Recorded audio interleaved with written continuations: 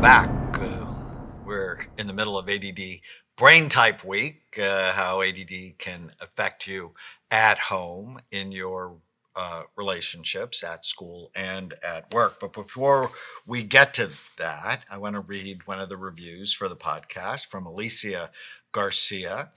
I don't get how she manages, this is Tana, being a nurse, getting a second-degree black belt, being a mom, and being an inspiration to the world. And having ADD, according to you. And she's energetic and happy about it instead of breaking down. Like, who literally gets home from a demanding job and then decides to be Karate Kid for a couple of hours? Well, first of all, martial arts is my therapy. There's nothing more therapeutic than going and hitting stuff, just FYI. And you're going to say that's because of my ADD, and I don't care. It just feels amazing. But I also have a lot of support. But right, we're a support team. We are a team. So it helps a lot. So I think we need therapy because you have a subtype called anxious ADD. And the anxiety you feel causes you to suppress some of the ADD symptoms. But there's no question in my mind, if somebody would have treated it early, you'd be the chairman of the Department of Medicine at Harvard. Yeah, because you're so smart that having, and what's even more important for you, I think, is being raised in a broken home by a flaming, and I love your mother, flaming ADD mother. It's true. And having a dad that was distant and depressed. And just completely disconnected. He wasn't there. If you would have been raised in our home, Lord only knows what you would have done. And you've done amazing. And I married you, which means I'm not trying to fix you. You're my partner for life, we often say, right? The only reason you're running is till if death you're do us part. Chasing me. Let's be clear, till death do us part. No, but let's have a candid moment for 1 second, because we're joking around in the last episode. I've actually often wondered, until I really started to understand how this works, because I do feel like I actually do pretty well with my life. I'm actually very happy with my life. I feel like I've accomplished a lot. My favorite thing is being a wife and a mother. Out of all the things I do, that's my favorite thing. But I feel like I've done a lot. I feel very accomplished. But there are times that I wonder, wow, like I feel like I did not really start to meet my potential until 38 years old. And when I started to figure that out, your ADD treated. Right. And I really didn't understand. I was paying my bills on time. I was graduating from college, but I didn't even really know it was a struggle because I was so used to struggle. My entire life was a struggle from the time I was little.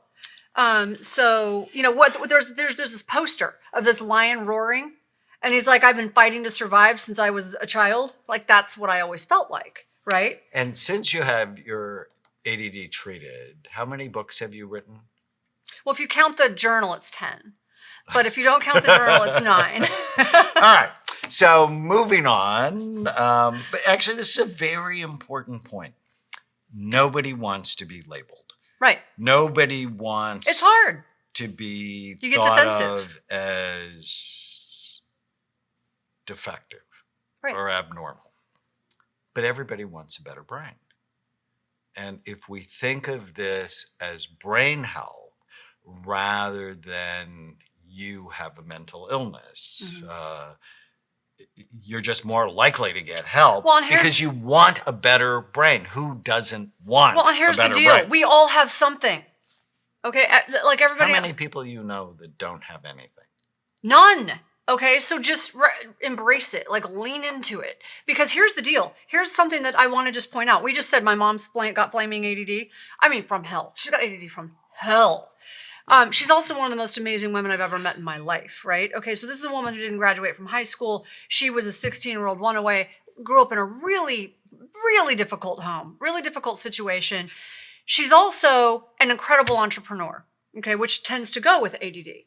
So she didn't go to college, didn't finish high school, and she always said to me, I have no choice but to start a business. She didn't start one because she wanted to.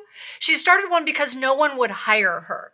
So she started a business because she was very strong-willed, very intense, and no one was going to hire someone who didn't graduate from high school. So she started her own business, and she's worth more than what? She's in the top, 1 or 2% in the country? So the woman is a powerhouse, and she's an entrepreneur, and she's creative. So we have to sort of pay some tribute to that. Well, and many people who have ADD are highly successful. Right. So Terry Bradshaw has talked Surgeons. about his ADD. Justin Timberlake has talked about his ADD. So but even people in the medical the guy field. that owns JetBlue Right. talks about his ADD. In the military, so it's rampant. It's getting it treated so that you can take the energy that you have and channel it. And do the things you're really good at and farm out the things you're not really good at. Right, and that's the thing I learned. Because that's a sign of intelligent That's the thing life. I learned. Thank you. You just said it. That was the thing I learned, was I don't have to be good. That's why I was joking in the first episode when you said, you don't do this, you don't do that, you're not good at this part, that. I'm like, because I learned I don't really care. I don't have to be good at everything. But I'm going to focus on what I'm good at, and I'm going to find people to help me with the things I'm not. That's the sign of intelligence. So that's the sign of successful people. All right. But so before we get too far off, we have to dive into the types, and then we can talk about each of these things with the types. Okay, so don't forget, I want to come back to, let's talk about when we get to that part, why are certain people who seem incredibly successful, like surgeons, why are so many of them in certain fields, why do they have a higher incidence of ADD?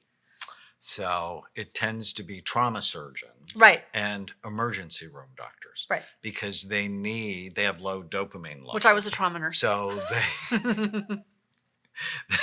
you're so funny. They need excitement in order to be able to focus. So high incidence among firefighters as well.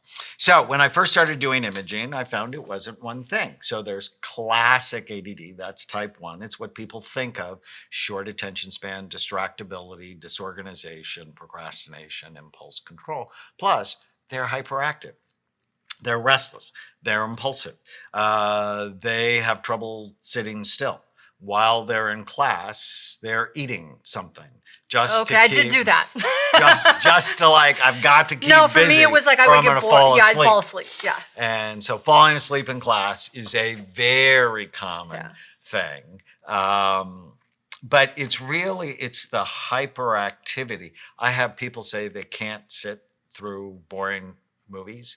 If it's not somebody's dying every 3 seconds. Okay, really? You just said that just because. Bad guy has to die in a movie for me to be happy. Yes, that's a whole psychological thing by itself. But so classic is the hyperactivity plus the attention plus the impulse control issues. And though boys who have this are diagnosed early and they're medicated. Girls who have it are not so much diagnosed. Why are they because we overlooked? have gender bias in this country. That if a little boy is having problems, the parents get very worried because they believe he's going to have to take care of a family someday.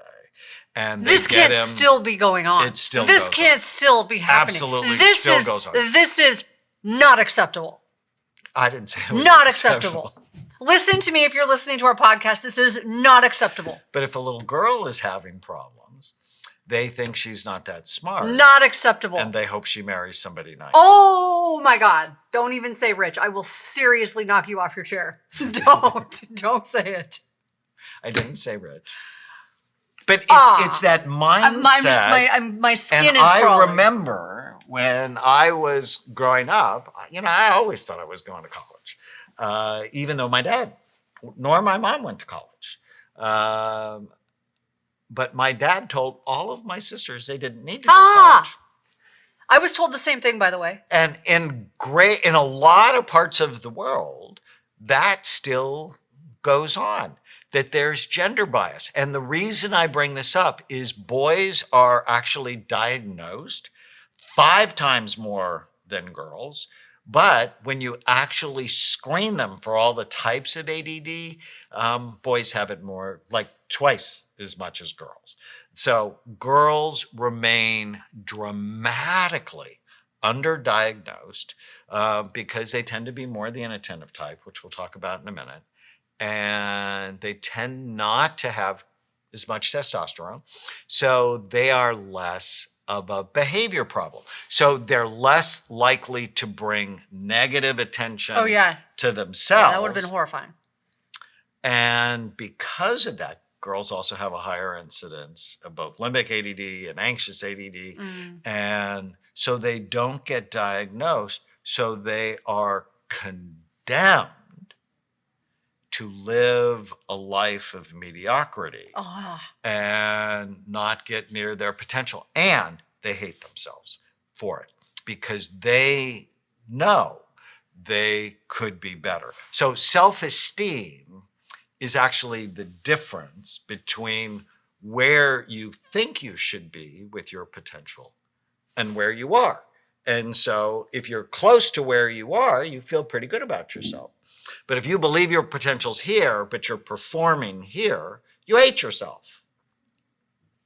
And so girls are dramatically underdiagnosed. And the most common way women are diagnosed is they have a hyperactive son. And they bring their son here. And when, if it's a smart doctor and you really think a child has ADD in one form or another, you begin to look at mom and dad and you go, so who's got it? And so Caitlin, my third child, who I adore, who we just had dinner with, who's a great mom. Great mom. And she had classic ADD from before birth. She was so active inside her mother's womb. We thought she was going to be a boy, but she wasn't. And trying to hold her when she was a year old was like trying to hold a live salmon. She was so active and she kept climbing out of her crib. I'm like, what are you doing? I actually went and found a net that I put on top of the crib. And every night I would zip her in as she would grab the sides of the rail and shake it to go to bed at night. And so hyperactive, I had a spiritual crisis because of this child. Yeah. Catholics, why they do this, God only knows. God probably doesn't even know. Is, they bring children into church with them. And when I was little, I'd go to church. There'd be 7 of us sitting in a row with my brother bothering me. And she was so bad in church, she's so active and blurt out in the middle of mass. And I'd take her out and threaten her life. And then I realized, well, that's a bad thing because she's not going to go to church when she's older because you go to church to get your life threatened.